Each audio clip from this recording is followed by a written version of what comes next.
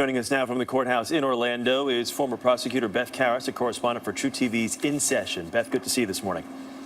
Good morning. Dramatic day of testimony yesterday as jurors heard those tapes for hours yesterday. Can you describe what you feel the impact of those tapes was on the jury yesterday?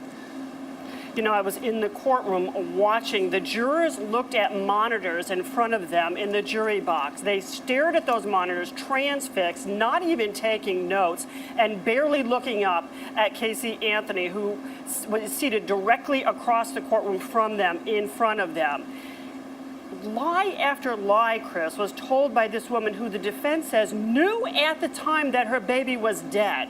Yet she kept telling her parents and her brother that her main concern was finding her daughter. She gave her mother a message to give to the media, because her mother was speaking to the media at the time. People were out searching for this little girl, that all she wanted back was her baby. Please tell Zanny to give her back.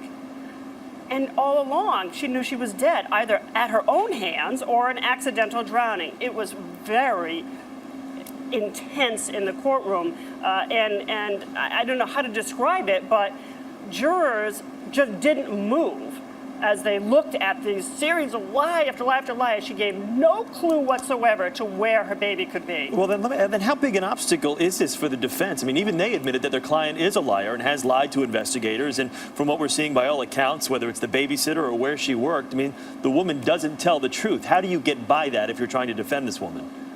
Exactly. They're admitting all of this, and now I don't see any way that they can really prove this defense of sexual abuse without putting her on the stand. But that's a danger too, because prosecutors will say, this woman has led a life of deceit and lies to people, and she's doing it to you too. There's zero evidence of sexual abuse except for what we think will come from the mouth of Casey Anthony. It's a huge hurdle for the defense, but in a death penalty case, you're going to do whatever you can to save the life of your client. Do you honestly believe, with your experience, that they will put her on the stand?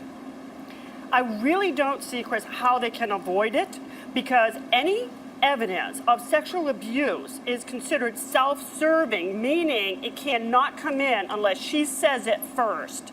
She needs to be cross-examined on it first before anyone else can talk about it. George Anthony denied it, and there apparently isn't anyone else who really knew about it. All right, Beth, thanks again for your input. We'll check back in with you, but good to see you this morning.